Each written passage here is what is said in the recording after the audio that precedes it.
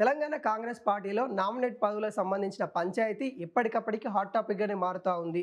నాకు పదవి అంటూ సీనియర్ నేతలందరూ కూడా నామినేట్ పదవులు ఏవైతే ఉంటాయో వాటిపైన ఆశ వ్యక్తం చేస్తూ ఉన్నారు.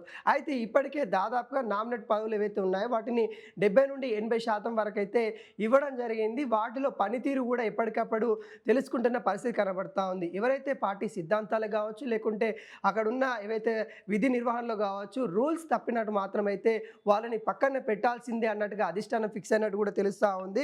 ఎవరైతే రూల్స్ అయితే ఉల్లంఘిస్తారో వాళ్ళకి 2 సార్లు ఛాన్స్ ఇచ్చే అవకాశాలు అయితే కనబడతా ఉన్నాయి. 2 కంటే ఎక్కువ సార్లు వాళ్ళు అదేవిధంగా రిపీట్ అయితే వాళ్ళ ఏదైతే తప్పు చేస్తారో ఆ తప్పు రిపీట్ అయితే మాత్రం వాళ్ళని ఆ పదవి నుండి తొలగించాల్సిందే అన్నట్టుగా కాంగ్రెస్ అధిష్టానం ఫిక్స్ అయినట్టు కూడా కనిపిస్తూ ఉంది. కొందరు పదవులు అనుభవిస్తూ వాళ్ళ యొక్క ఏదైతే పని ఉంటుందో వాటిని అనుభవిస్తూ ప్రజలను పట్టించుకోక, అక్కడ ఉన్న సమస్యలను పట్టించుకోక ఆ పదవి మాత్రమే చూసుకుంటున్న వీళ్ళ వాళ్ళకు కూడా కొంత ప్రభుత్వం అయితే షాక్ న్యూస్ అనే చెప్పచ్చు. ఎందుకంటే ఎవరైతే క్రియాశీలకంగా వర్క్ చేయట్లేదో, ఎవరైతే వాళ్ళ యొక్క ఇచ్చిన బాధ్యతలు వివరిస్తలేరో వాళ్ళని మాత్రం ఆ పదవుల నుండి తొలగించడానికైనా ప్రభుత్వం సిద్ధమైనట్టు కూడా తెలుస్తూ ఉంది. పార్టీ యొక్క ప్రతిష్టను భంగం కలిగించే విధంగా ఎవరైతే కార్యక్రమాలు చేస్తూ ఉన్నారో, పార్టీ ఎజెండా తప్ప వాళ్ళ సొంత ఎజెండాతో పనిచేస్తున్న వాళ్ళు ఎవరైతే ఉన్నారో వాళ్ళపైన ఖచ్చితంగా చర్యలు ఉంటాయి అన్నట్టుగా ఇటు చెప్తున్న పరిస్థితి కనబడతా ఉంది. ఎవరైనా కానీ ఇలాంటి పార్టీకి కట్టుబడి క్రమశిక్షణకి లోబడి పనిచేయాలి. అంతే విధంగా కానీ వాళ్ళ సొంత నిర్ణయాలతో వాళ్ళకి కార్పొరేషన్